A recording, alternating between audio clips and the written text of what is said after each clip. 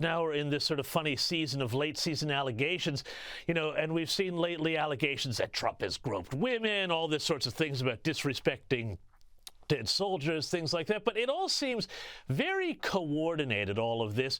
But it also seems really cheap. And I'd love to have your input on what you think of this strategy of the Harris team and the Democrats. Just get any allegation they can out of the closet and throw it at the man.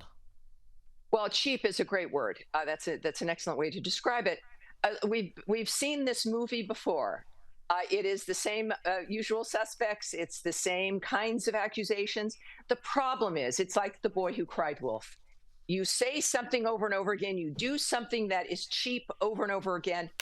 And the American people begin to recognize what your problem is. In this particular case, I think that there's, first of all, the comments about the military have been completely debunked by people who were present at the time.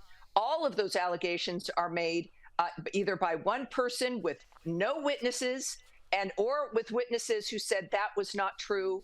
It's published, by the way, a couple of the allegations are published by The Atlantic, which is owned by Laurene Powell Jobs, Steve Jobs' widow, who is a very BFF, best friend forever, with Kamala Harris. She is a major donor to Kamala Harris. So while The Atlantic does not have a so-called fake news history, it seems that people are taking that into consideration. But I think that when it comes to, look, we know Donald Trump is imperfect.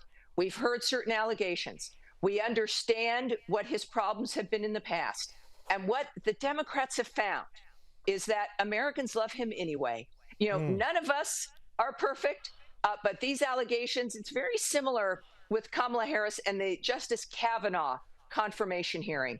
And it was ugly. It was meant to destroy reputation. They were accusations without witnesses 30 some years later. And my problem as a feminist is that the use of sexual violence or sexual assault as a political cudgel, weaponized to get for personal gain, is obscene.